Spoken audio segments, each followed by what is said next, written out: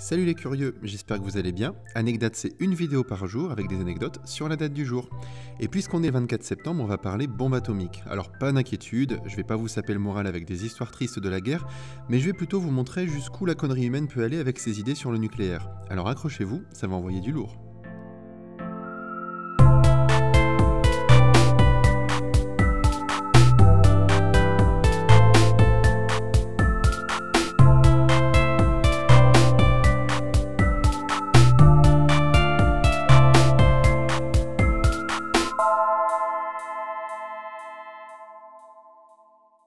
Le TICEN. Alors là, vous devez vous dire, qu'est-ce que c'est que ce sigle bizarre que je connais pas? Et c'est vrai, personne ne connaît le traité d'interdiction complète des essais nucléaires. Il a été fondé le 24 septembre 1996 et c'est pour ça que je vous en parle aujourd'hui. Alors qu'est-ce que c'est que cette bestiole? C'est tout simplement un traité qui interdit aux pays signataires d'utiliser l'arme nucléaire quel que soit le lieu, le moment ou la raison, y compris dans le cadre de simples essais. Lors de sa création, 44 pays ont dû le signer, soit les 44 pays qui possédaient à l'époque des réacteurs nucléaires. En plus de ça, d'autres pays sans technologie nucléaire peuvent aussi le signer s'ils le souhaitent. Mais c'est génial alors, on est carrément à l'abri alors si tout le monde l'a signé. Eh ben non justement, il y en a qui ne l'ont pas signé. La Chine, l'Égypte, les États-Unis, l'Iran et l'Israël ne l'ont pas ratifié, et la Corée du Nord, l'Inde et le Pakistan ne l'ont pas signé.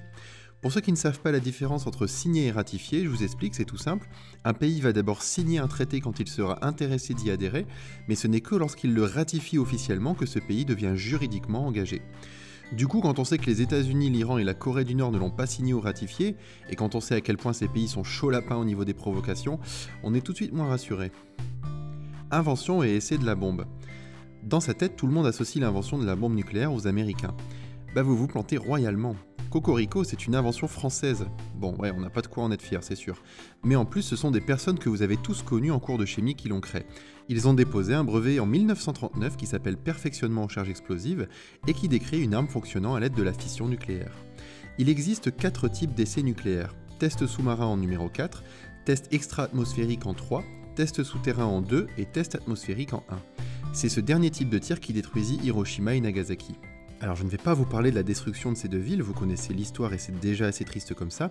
Je préfère vous parler d'une anecdote positive. Cet homme qui s'appelle Tsutomu Yamaguchi était à Hiroshima le 6 août 1945 lors de la première explosion nucléaire. Il sera gravement brûlé et il retournera le lendemain pour se faire soigner chez lui à Nagasaki. Alors évidemment cet homme est mort, mais en 2010, il a survécu aux 2 bombardements et aura une vie à peu près normale une fois ses brûlures guéries. J'espère qu'il a joué au loto par la suite. En tout cas, si je vous dis essais nucléaires, vous pensez aux quelques essais français sous Chirac et peut-être quelques essais des États-Unis et de la Russie pendant la guerre froide. Ben vous êtes loin du compte. Entre 1945 et 2000, plus de 2000 tests nucléaires ont eu lieu partout dans le monde. La moitié par les États-Unis et sur le reste, environ les 3/4 par la Russie et 1/4 par la France.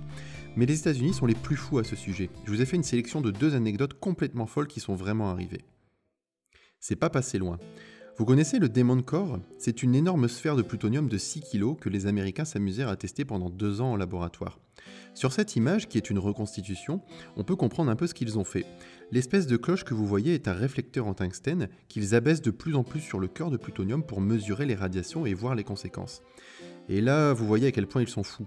Le scientifique a baissé la cloche à l'aide de son pouce, et si jamais la cloche se refermait complètement sur le support en dessous, le cœur allait entrer en fusion supercritique.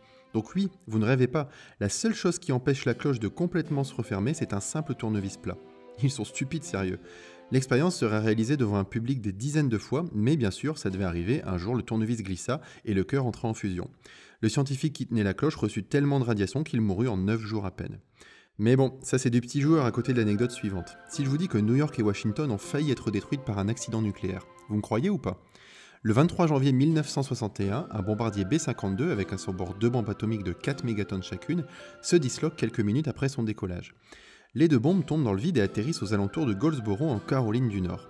A l'époque, dans la presse, l'armée dira simplement que les bombes n'étaient pas armées. Mais un journaliste obtient 50 ans plus tard des documents secrets déclassifiés et là on découvrit la vérité. Non seulement les bombes étaient armées, mais l'une des 2 a failli exploser. Il y a 4 sécurités sur chaque bombe. Sur la première bombe, tout fonctionne. Elle se désarme et elle sera retrouvée suspendue à son parachute dans un arbre. Mais pour la deuxième, 3 sécurités ne se déclenchent pas, et l'explosion de la bombe est imminente, comme lors du largage au-dessus d'Hiroshima ou Nagasaki. Au final, la toute dernière sécurité de la bombe était tout simplement son bouton on-off, qui par chance s'enclencha quand le bombardier se disloqua ou quand la bombe toucha le sol. Si l'explosion avait eu lieu, des villes comme Washington, Philadelphie et New York auraient été détruites ou touchées par des radiations extrêmes. Alors pour ceux qui se disent oui mais ces villes sont super loin, ça serait pas possible, dites-vous que la bombe d'Hiroshima avait une puissance de 15 kilotonnes. Les bombes dont je vous parle actuellement avaient une puissance de 4 mégatonnes. Ça fait toute la différence. Pour terminer, 3 petites anecdotes sur ce qu'on a évité de justesse concernant la bombe nucléaire.